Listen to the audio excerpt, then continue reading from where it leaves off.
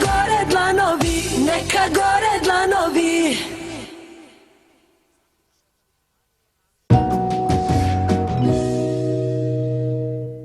Pitanje za Sašu Milivojeva, zašto svitac? Zašto se svici toliko često pominju u tvojim pesmama?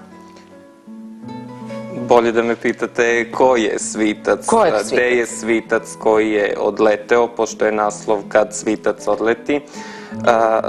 Hteo sam da kažem da pošavši od pretpostavke da svi mi imamo tu svetlu tačku koja nas vodi osvetljavajući nam put u mraku i koja za čas nestane, svicu sam dao univerzalni smisao, tako da svako ima svog svica koji nažalost može da odleti i da ostane u mraku. Zbirka prevashodno govori o bolu, o beznadežnom bolu pojedinca. Pa ko je onda svitac?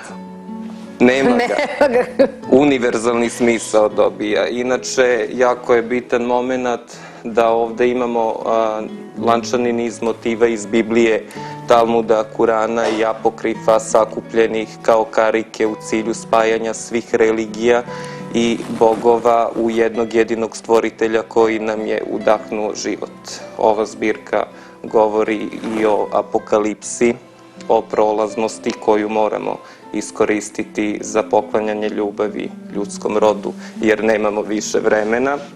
Inače sam pisao i o tome, o vaspitnoj ulozi pisca i pesnika i time sam otvorio neku novu oblast u metodici nastave književnosti, da svaki pisac i pesnik mora imati vaspitnu ulogu na buduće naraštaje. Ali kada kažem na buduće naraštaje, knjige su nešto što ostaje bibliotekama, što ostaje kućnim bibliotekama, što će možda biti pročitano za 100 godina, za 200 godina. Ti to baci na internet, jer podaci govore da mladi uopšte ne čitaju samo ono što im se prikaže na internetu i to je to. Tako da će ova vaša emisija mnoge ljude, mnoge moje čitaoce koji me možda nisu shvatili u potpunosti i mnoge političare razuveriti da ja nisam neko ko širi govor mržnje. Iako pišem toliko teške stvari kao što je roman o žutoj kući koji očekujemo do kraja maja. Je to o onoj žutoj kući koja je aktualna sada i u politici, na Haškom tribunalu? Nažalost, tako je. To je ispovest dečaka koji je bio žrtva